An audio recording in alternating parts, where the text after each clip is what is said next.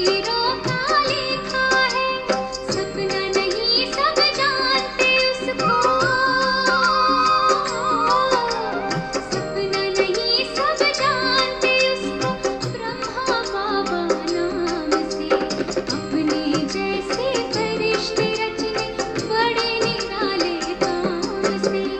एक फरिश्ता आया है।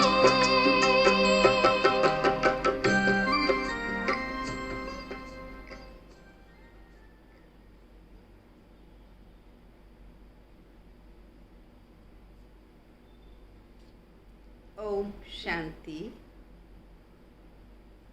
आज 9 अगस्त 2021 के बाप दादा के मधुर महावाक्य सुनेंगे। आज बाबा बच्चों को एक स्टोरी सुना रहे हैं। जब कोई भी स्टोरी अर्थात कहानी प्रारंभ करते हैं तो कहा जाता है एक था राजा, एक थी रानी। फिर उनकी इतिहास कहानी सुनाई जाती है। यहाँ पर जो कहानी स्टार्ट हो रही है वो ये है, एक है सर्वशक्तिवान शिव बाबा, और सर्वशक्तिवान शिव बाबा ने माध्यम बनाया प्रजापिता ब्रह्मा को। तो पूरे विश्व में से ब्रह्मा को चुना और उनके तन में प्रवेश होकर के सर्व आत्माओं को ज्ञान दिया सृष्टि के आदि मध्य अंत का। और ये भी कहानी सुनाई कि इस सृष्टि का प्रारंभ गोल्डन एज से था, सतयुग से था। उस समय सब पर बृहस्पति की दशा थी। सर्व आत्माएं सर्वगुण संपन्न थी, सुखी थी। परंतु धीरे धीरे परिवर्तन आते आते अब सब पर राहु का ग्रहण लग गया, कलयुग आ गया, आयरन एजेड बन गए। और अब फिर से शिव बाबा आए हैं तुम बच्चों को उस स्वर्ग के लायक बनाने। तो बच्चों को पुरुषार्थ करके लायक बनना है। भले ये जानते हैं कि ड्रामा फिक्स है, परंतु फिक्स ड्रामा होते हुए भी बच्चों को पुरुषार्थ करना है नंबर 1 में आने का, अपनी कर्मातीत स्थिति को बनाने का। भले ही सब कुछ पहले से लिखा हुआ है, लेकिन फिर भी हमेशा जो हम यत्न करते हैं वो सुख पाने का किया करते हैं, प्रोग्रेस के लिए यत्न करते हैं। तो हम सभी को भी पुरुषार्थ करना है कर्मातीत स्थिति को प्राप्त करने का, अर्थात गोल्डन एज तक हम पहुंच जाएं। कर्मातीत माना हमारी मन की स्थिति हर हाल में एक समान हो जाए, ऐसी स्थिति हमें बनानी है। तो बाबा उस और बच्चों को संकेत दे रहे हैं। सुनेंगे बाबा के शब्दों में बाबा के अमूल्य महावाक्यों को। मीठे बच्चे, बाप और दादा की भी वंडरफुल कहानी है। बाप जब दादा में प्रवेश करे तब तुम ब्रह्मा कुमार ब्रह्मा कुमारी वर्षे के अधिकारी बनो। शिव बाबा ब्रह्मा में प्रवेश करे तब तुम ब्रह्मा कुमार ब्रह्मा कुमारी कहलाओ और तब तुम वर्षे के अधिकारी बन सको। प्रश्न है, निश्चित ड्रामा को जानते हुए भी तुम बच्चों को कौन सा लक्ष्य अवश्य रखना है? पुरुषार्थ कर गैलप करने का, अर्थात विनाश से पहले बाप की याद में रह कर्मातीत बनने का लक्ष्य अवश्य रखना है। कर्मातीत अर्थात आयरन एजेड से गोल्डन एजेड बनना। पुरुषार्थ का यही थोड़ा सा समय है, इसलिए विनाश से पहले अपनी अवस्था को अचल अडोल बनाना है। ये अटेंशन रखना है कि मुझ आत्मा का शरीर,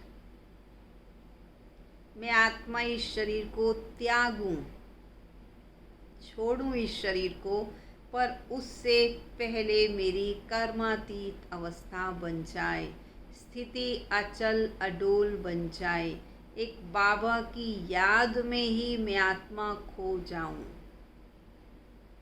ओम शांति, ओम शांति। यह दोनों कौन कहता है? 2 बार ओम शांति कहा, तो ये कौन दो कहते हैं ओम शांति? एक था दादा, एक था बाबा। कहानी सुनाते हैं, एक था राजा, एक थी रानी। अब ये फिरे नई बातें, एक बाबा एक दादा। तुम कहोगे 5000 वर्ष पहले भी शिव बाबा थे, दूसरा ब्रह्मा दादा थे। अब शिव के बच्चे तो सब हैं, सभी आत्माएं एक बाप की संतान हैं। वह तो हैं ही, आत्माएं तो अविनाशी हैं ही, शिव बाबा की सदाई संतान हैं। ब्रह्मा के बच्चे ब्राह्मण भी थे। प्रजापिता ब्रह्मा की संतान, तुम ब्रह्मा कुमार ब्रह्मा कुमारियां हो। उनको कौन पढ़ाता है? ब्रह्मा कुमार कुमारियों को कौन रूहानी पढ़ाई पढ़ाते हैं? रूहानी बाप शिव बाबा परमात्मा पढ़ाते हैं।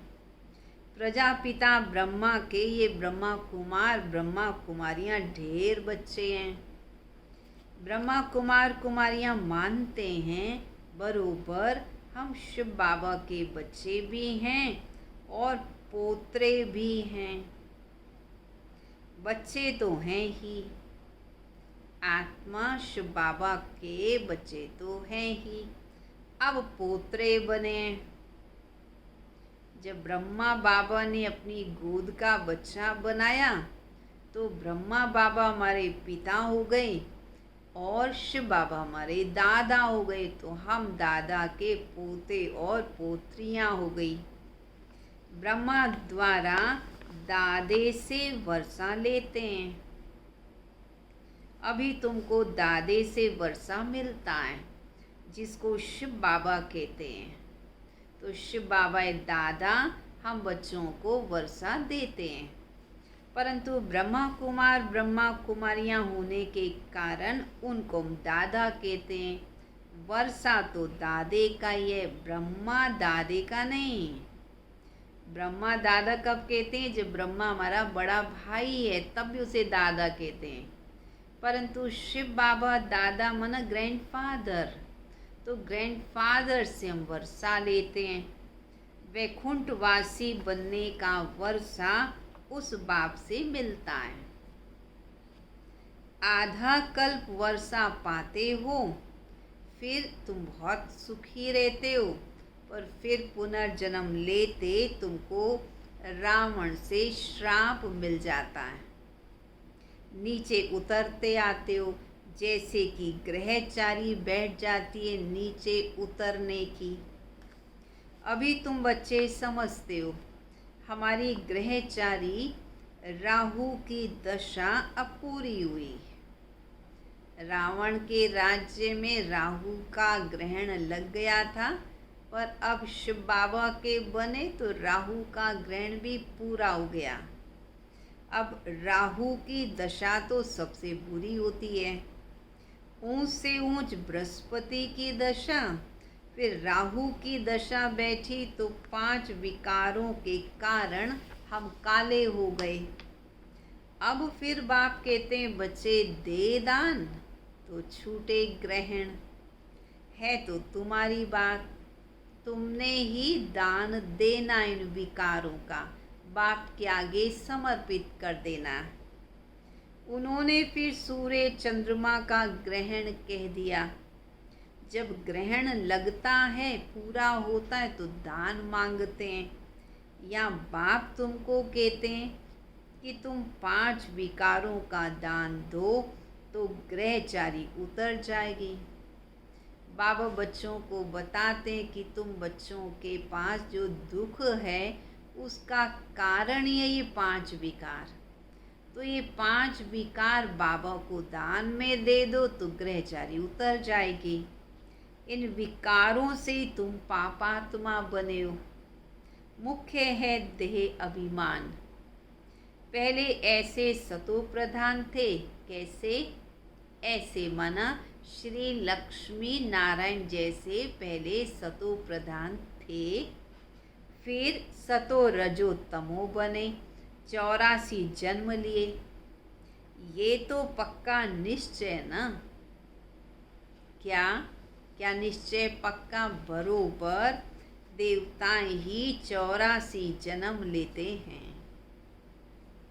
पहले उनको मिलना चाहिए बाप से जो शिव बाबा से सबसे पहले बिछुड़े। उन्होंने 84 जन्म लिए तो शिव बाबा से मिलना भी सबसे पहले उनको चाहिए। गाया भी जाता, आत्माएं परमात्मा अलग रहे बहुकाल, सुंदर मेला रच दिया जब सतगुरु मिला दलाल। सतगुरु शिव बाबा ब्रह्मा दलाल के रूप में जब मिले तो आत्मा और परमात्मा का मिलन हुआ। बाप कहते पहले पहले तुमको मैंने सतयुग में भेजा था, फिर अभी तुम ही आकर बाप से मिले हो। पहले तो सिर्फ गाते थे उसका यथार्थ अर्थ, अभी बाप बैठ समझाते हैं। सभी वेदों, शास्त्रों, जप तप, स्लोगन आदि जो भी हैं, सबका सार बाप बैठ समझाते हैं। चक्कर तो बिल्कुल सहज है। बाबा तो सबका राज अर्थ समझाते हैं। फिर बाबा बता रहे बच्चे जो सृष्टि चक्र है इसका राज तो बहुत ही सहज है। अभी कलयुग और सतयुग का संगम है। लड़ाई भी सामने खड़ी है, ये भी तुमको निश्चय है। सतयुग की स्थापना होती है। कलयुग में जितने भी हैं, जब सतयुग की स्थापना हो रही है तो कलयुग में जितने भी हैं उन सब के शरीर खलास हो जाएंगे। बाकी आत्माएं पवित्र बन हिसाब किताब चुकतू कर चली जाएंगी। ये सबके कयामत का समय है। कैसा समय चल रहा है? सब आत्माओं को वापिस घर लौटना है। आत्माएं शरीर छोड़ चली जाएंगी। ये तुम्हारी बुद्धि में अभी है। जब तक हम कर्मातीत अवस्था को पाएं तब तक संगम पर खड़े हैं। एक तरफ है करोड़ों मनुष्य और दूसरी तरफ हो सिर्फ तुम थोड़े से। तो एक तरफ है कौरव संप्रदाय और दूसरी तरफ है पांडव। तो पांडव तो हैं थोड़े से। तुम्हारे में भी कितने हैं जो निश्चय बुद्धि हैं? निश्चय बुद्धि विजयंती कहा जाता है। विजय हमेशा निश्चय के आधार से ही होती है। फिर वही जाकर विष्णु के गले की माला बनेंगे। निश्चय बुद्धि तो चाहिए। हम आत्माएं ही आकर फिर बाप के गले की माला के दाने बनेंगे। फिर यहाँ आएंगे नंबरवार। माला 8 की भी है, 108 की भी है और 16,108 की भी है। अब बाप कहते हैं तुम जितना नज़दीक आते जाओगे तो तुम्हें सब कुछ समझ में आता जाएगा। आज हम यहाँ हैं और कल विनाश हो जाएगा। फिर सतयुग में थोड़े से देवी देवताएं होंगे, बाद में वृद्धि को पाते हैं। सतयुग के आसार भी दिखाई पड़ते हैं, बाकी लाखों जाकर रहेंगे। इतनी करोड़ों मनुष्य आत्माएं हैं, उसमें से केवल लाखों बचेंगे। अब लाख रहें या 9-10 लाख रहें, वो एक्यूरेट तो बता नहीं सकते हैं। हाँ, तुम जब एक्यूरेट संपूर्ण बनने के लायक बनोगे तब तुमको और ज़्यादा साक्षात्कार होंगे। अभी तो बहुत कुछ समझने का समय पड़ा है। ऐसा नहीं बाबा ने सारे राज अभी से बता दिए हैं और बहुत सारे राज बाबा बताएंगे। बाबा कहते अभी तो थोड़ा टाइम पड़ा है। बाबा टाइम अनुसार धीरे धीरे सब राज खोलते जाएंगे। बहुत साक्षात्कार तुम करोगे। लड़ाई की तैयारियां भी बहुत होती रहती हैं। सब चीज़ें महंगी होती जाएंगी। दिनों दिन परिवर्तन आएगा समय में। विलायत में भी अब खूब टैक्स आदि लगाते रहते हैं, लगाएंगे। बहुत बहुत महंगाई होकर फिर एकदम सस्ताई हो जाएगी। क्या बता रहे हैं बाबा राज कि अभी तो ये सब लड़ाई आदि भी होगी, चीज़ें महंगी भी हो जाएंगी, पर फिर क्या अभी तो हो जाएगी अति महंगी, पर फिर जब सतयुग में पहुँचे तो एकदम सस्ताई। सतयुग में कोई भी चीज़ पर खर्चा नहीं होगा। सब खानियाँ भरपूर रहेंगी। नई दुनिया में वैभव बहुत होते हैं। लक्ष्मी नारायण के पास बहुत वैभव थे ना। यादगार मंदिर श्रीनाथ द्वारिका बनाया है, जिसमें बहुत सारे वैभवों का भोग लगता है। 56 प्रकार के व्यंजनों का भोग लगता है। वहाँ बहुत माल बनाते और बहुत माल खाते हैं। कहेंगे हम देवताओं को भोग चढ़ाते हैं, कहेंगे देवताओं को भोग नहीं लगाएंगे तो वो नाराज़ हो जाएंगे। अब इसमें नाराज़ होने की तो बात है ही नहीं। तुम तो किसी पर नाराज़ होते ही नहीं हो। वास्तव में तो तुम ही देवी देवता बनते हो। तो बाबा कहते तुम बच्चे तो किसी पर नाराज़ होते ही नहीं हो, जानते हो ड्रामा अनुसार जो हो रहा है वो ठीक हो रहा है और विनाश तो होना ही है। कलयुग से बदल फिर सतयुग भी होगा। हम ड्रामा को समझते हैं। सब बच्चों ने ड्रामा के राज को समझ लिया है और ड्रामा अनुसार जो कुछ भी हो रहा है वो एकदम सही एक्यूरेट हो रहा है। तो इसलिए ना तो किसी बात में नाराज़ होना है, न किसी बात में प्रश्न करना है, न किसी बात में टेंशन में आना है, क्योंकि जो भी ड्रामा में है वो कल्याणकारी है। तो ड्रामा को तुम समझते हो। ड्रामानुसार अभी नया चक्र शुरू होना है। तुम भी ड्रामा के वश हो। ड्रामानुसार बाप भी आए हुए हैं। ड्रामा में 1 मिनट भी नीचे ऊपर नहीं हो सकता है। जैसे बाबा आए, तुमने देखा कल्प बाद भी हूबहू ऐसे ही होगा। अभी तुम बच्चों की बुद्धि में है, बरोबर विनाश तो सामने खड़ा है।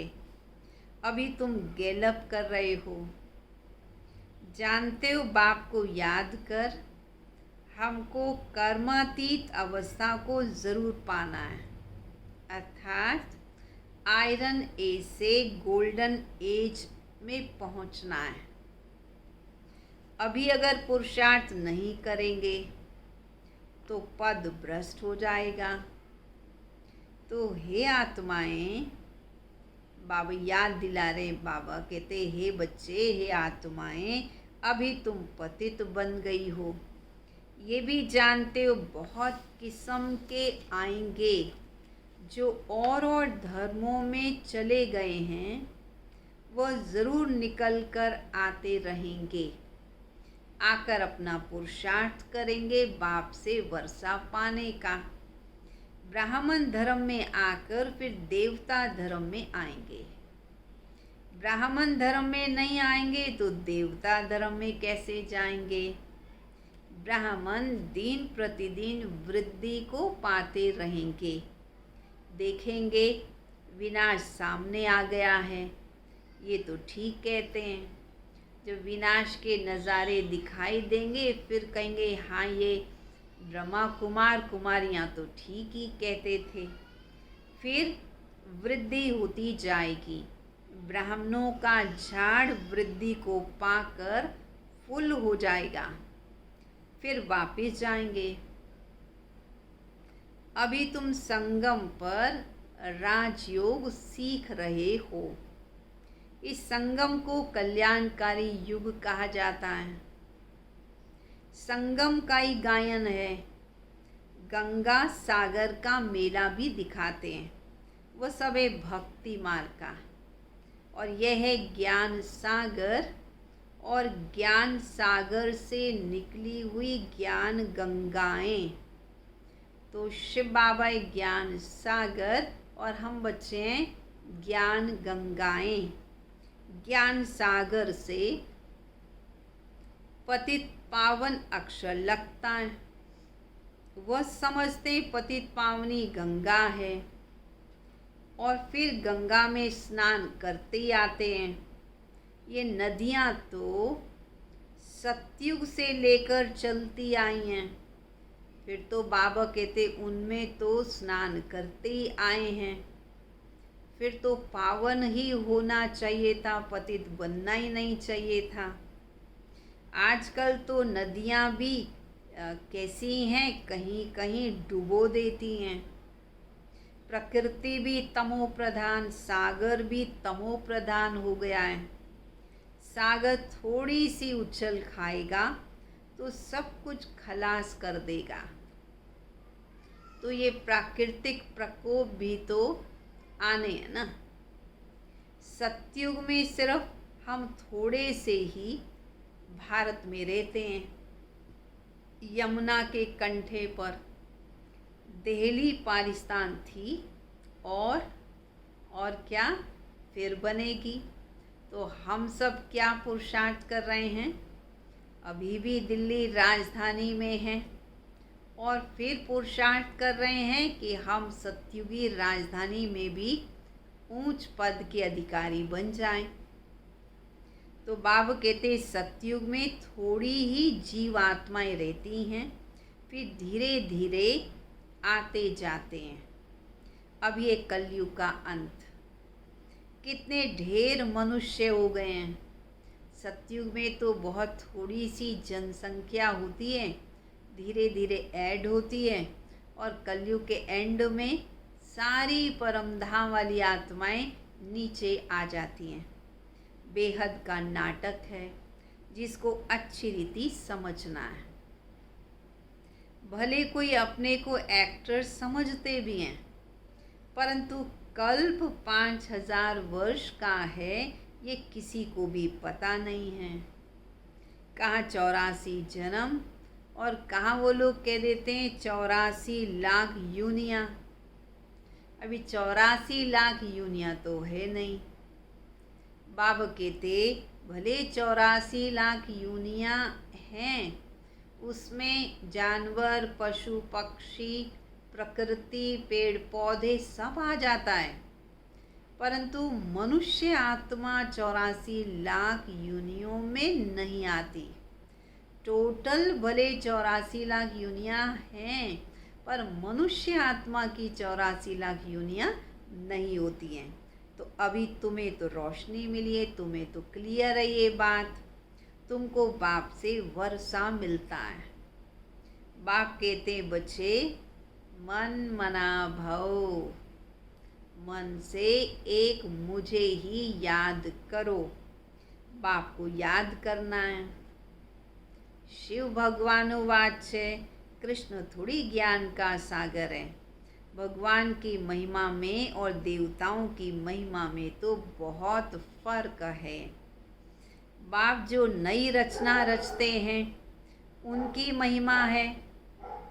बाबा की जो नई रचना है लक्ष्मी नारायण, उनकी महिमा है सर्वगुण संपन्न, 16 कला संपूर्ण, और बाप तो है गुणों का सागर। तो तुम अभी पुरुषार्थ कर रहे हो सर्वगुण संपन्न बनने का। तो बाबा कहते बच्चे मैं तुम्हें अभी राजयोग सिखलाता हूँ। बाप निराकार, तो ज़रूर निराकार से उन्हें साकार में आना पड़े, नहीं तो कैसे आकर बच्चों को ज्ञान दें, कैसे बच्चों से बातचीत करें। तो निराकार को तो साकार में आना पड़ता है। भगवान की इतनी महिमा है तो ज़रूर भगवान को वो कार्य दिखाना भी पड़े। उनका जन्म दिव्य और अलौकिक है, और किसी का दिव्य जन्म नहीं गाया जाता है। ये भी बच्चों को समझाया। क्या बाबा समझा रहे बच्चे? एक होता है लौकिक बाप, दूसरा होता है पारलौकिक बाप, और तीसरा होता है अलौकिक बाप। ये फिर वंडरफुल बाप है, अलौकिक बाप। जब पारलौकिक बाप बच्चों को एडॉप्ट करते हैं तो बीच में ये अलौकिक आ जाता है। प्रजापिता ब्रह्मा के कितने ढेर बच्चे हैं। शिव बाबा आकर ब्रह्मा द्वारा तुमको अपना बनाते हैं, तो कितने ब्रह्मा कुमार ब्रह्मा कुमारियाँ बनते हैं। लौकिक बाप को तो ज़्यादा से ज़्यादा करके 8-10 बच्चे होंगे। अच्छा, शिव बाबा भी पारलौकिक बाप, उनके तो सब बच्चे हैं। सभी आत्माएं कहती हैं कि हम परमात्मा की संतान हैं, हम आपस में ब्रदर्स हैं। अब इस संगम पर फिर अलौकिक बाप मिलता है। ये ज्ञान तुमको सतयुग में नहीं रहेगा, ना सतयुग में अलौकिक बाप तुम्हारा रहेगा, ना पारलौकिक बाप की तुम्हें याद आएगी। केवल एक लौकिक बाप ही होगा। प्रजापिता ब्रह्मा बाप मिलते ही तब हैं जबकि बाप आकर नई सृष्टि रचते हैं। तो ये अलौकिक जन्म है तुम्हारा। तो बाबा कहते अपने अलौकिक दिव्य जन्म को हमेशा स्मृति में रखो। अब हमारा ये अलौकिक जन्म हुआ है अलौकिक कार्य करने के लिए, ईश्वरीय सेवा करने के लिए। तो सदा उस सेवा पर तत्पर रहना है। हर कार्य अलौकिक विधि से करना है, बाबा की श्रीमत अनुसार करना है, और अपने अलौकिक जन्म दिन को भी बड़े धूमधाम से मनाना है। धूमधाम से मनाएंगे तो वो याद भी रहेगा, और अनेकों को उस अवसर पर अलौकिक पिता व पारलौकिक पिता से मिला भी सकेंगे। इसको दुनिया में कोई समझता नहीं है। वह लौकिक व पारलौकिक, और यह है संगम युगी अलौकिक बाप। लौकिक बाप तो सतयुग में भी होते हैं, पारलौकिक बाप को वहाँ कोई याद ही नहीं करते हैं। वहाँ होता ये एक बाप, हे भगवान हे परमात्मा कहकर याद नहीं करते हैं। फिर द्वापर में जब भक्ति शुरू होती है तब दो बाप हो जाते हैं, एक उसको जिसको हम पुकारते हैं हे भगवान हे ईश्वर, और एक लौकिक बाप। और संगम पर होते हैं तीन बाप। प्रजापिता ब्रह्मा भी अभी मिलते हैं। तो अभी तुम उनके बने हो, तो कितना नशा रहना चाहिए। हमारे तीन पिता हैं, कमाल है। एक पिता के पास भी जायदाद ज़्यादा होती है तो भी बच्चों को नशा होता है कि मेरे पिता की इतनी संपत्ति, इतनी प्रॉपर्टी है और मैं उसका वारिस हूँ। या तो तीन तीन पिता के हम वारिस हैं तो कभी हम दुखी या परेशान नहीं हो सकते हैं। जिनके साथ ही सर्वशक्तिवान हों, जिनका साथ ही भाग्य विधाता ब्रह्मा बाबा हो, उनको परेशान होने की बिल्कुल ज़रूरत नहीं है। तुम तो जानते हो ब्रह्मा हमारा अलौकिक बाप है। अभी तुम इन बातों को अच्छी रीति जानते हो और याद भी करते हो। अपने को आत्मा समझ बाप को याद करना है। सतयुग में याद करने की दरकार नहीं रहेगी। अब जितना याद कर लिया वही याद कायम हो जाएगी। दुख में पारलौकिक बाप का सिमरण करते हैं, ये तो बिल्कुल सहज बात है। सतयुग त्रेता में एक बाप होता, द्वापर में दो बाप होते और इस समय अलौकिक बाप के बच्चे बने हो, जिस द्वारा तुम वर्षा लेते हो। तुम बच्चे ब्राह्मण बनते हो और फिर तुम ही ब्राह्मण से देवता बनोगे। विनाश भी तुम्हें ही देखना है। जो तुम इन आँखों से देखोगे प्रैक्टिकल में, बॉम्ब्स आदि भी कैसे छोड़ेंगे, मनुष्य तो मरेंगे ना। जापान में भी बॉम्ब छोड़े, देखा ना कितने कितने मनुष्य मर गए, अभी तक उसका असर रहता है। अब यहाँ लड़ाइयाँ तो लगती रहती हैं। खुद भी कहते हैं कि हम तंग हो जाते हैं। 10-10 वर्ष तक भी लड़ाइयाँ चलती रहती हैं। बॉम्ब्स में तो एक चपटी में, एक सेकंड में सब खलास हो जाएगा। चिंगारी लगती है तो शहर के शहर नष्ट हो जाते हैं। ये तो बॉम्ब्स है, आग भी लगनी है, विनाश तो होना है ना। विनाश की भी तैयारियां हो रही हैं। तुम बच्चे जानते हो, क्या जानते हो तुम बच्चे? बाप आए हैं स्थापना और विनाश कराने, सो तो होगा ही। तो ज़रूर ये सब होना है। पुरुषार्थ करने का अभी समय है। माया घड़ी घड़ी तुम्हारा बुद्धियोग तोड़ देती है। तुम अडोल स्थिर नहीं रह पाते हो। कहते बाबा माया के तूफान बहुत आते हैं। कोई तो सारे दिन में आधा घंटा भी बाबा को याद नहीं करते हैं। बाबा कहते बच्चे तुम तो कर्म योगी हो, 8 घंटे तो तुम्हें ये सेवा करनी चाहिए। 8 घंटे याद कर सको इतना पुरुषार्थ करना है। याद करते रहने से विकर्म विनाश होते जाएंगे। इसको ही योग अग्नि कहते हैं। यह है मेहनत। ग्रस्त व्यवहार में रहते हुए सिर्फ याद करना है। ये भी बाबा बतलाते हैं कि जिन्होंने ग्रस्त छोड़ा है, बच्चे बने हैं, वह भी इतना याद नहीं करते।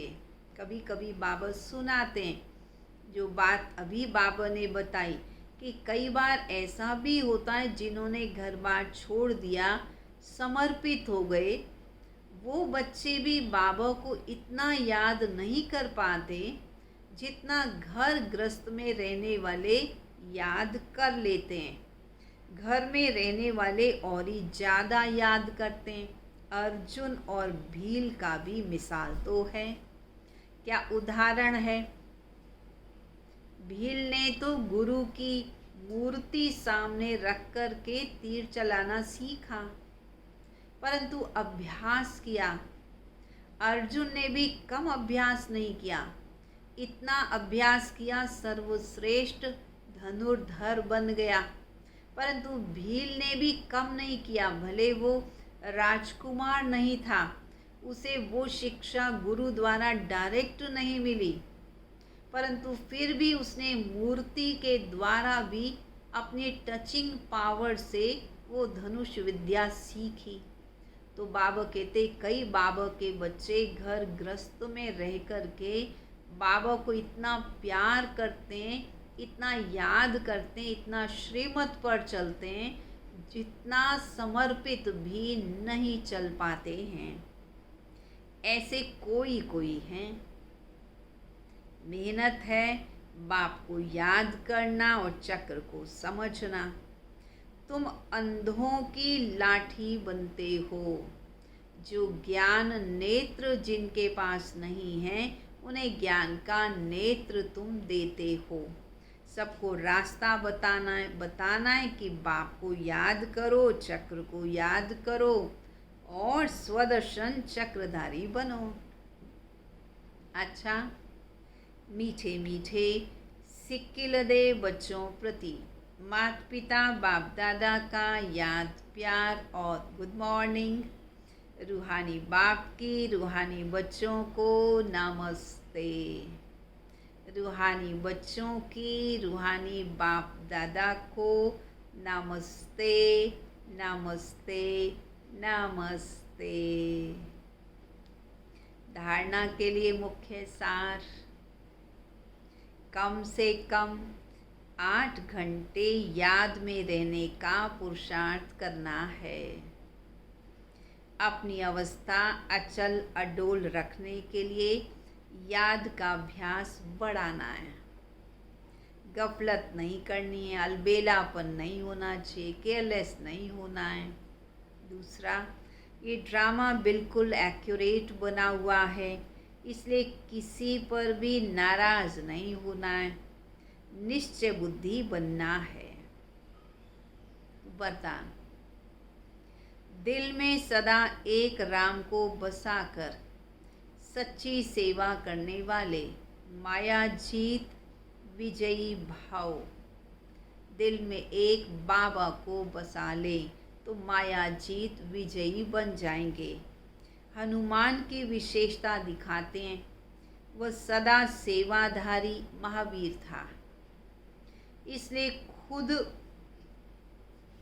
खुद नहीं जला सका। खुद वो नहीं जला, हनुमान जी खुद नहीं जले, परंतु उन्होंने अपनी पूंछ से लंका को जला दिया। तो यहाँ भी जो सदा सेवाधारी हैं, वही माया के अधिकार को खत्म कर सकते हैं। जो सेवाधारी नहीं, वो माया के राज्य को जला नहीं सकते। हनुमान के दिल में सदा एक राम बसता था, तो बाप के सिवाय और कोई भी तुम्हारे दिल में ना हो, अपने देह की स्मृति भी ना हो, तब माया जीत विजयी बनेंगे। स्लोगन, जैसे आत्मा और शरीर कंबाइंड हैं, ऐसे आप बाप के साथ कंबाइंड रहो। बाबा के साथ कंबाइंड रहेंगे तो बाबा की सारी शक्तियाँ, बाबा के गुण वो हमारे अंदर सहज भरते जाएंगे। बाबा की सारी क्वालिटीज़ हमारे अंदर आती जाएंगी। इसलिए बाबा के साथ सदा कंबाइंड रहें, बाबा के लव में लीन रहें। यही तो संगम युग, वरदानी युग का हमने लाभ लेना। अच्छा, ओम शांति। चलेंगे सभी प्यारे बाबा की याद में।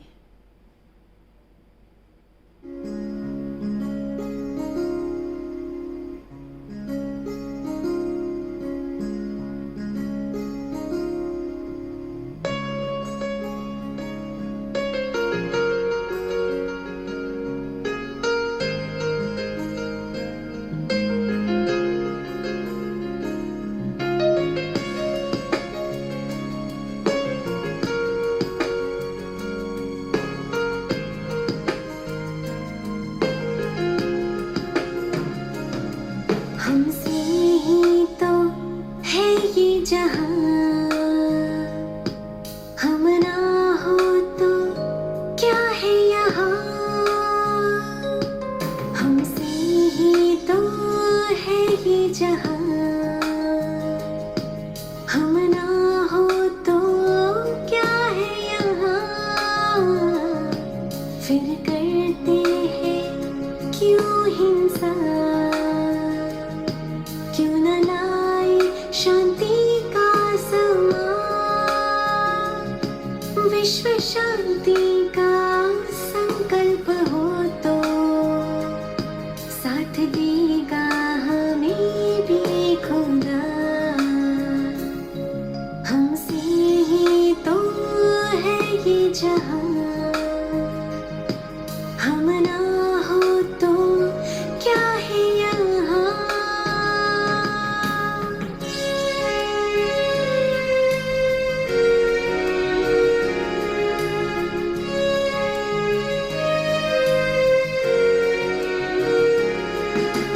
मन में गर दुर्भावना हो, ये भी तो हिंसा ही है।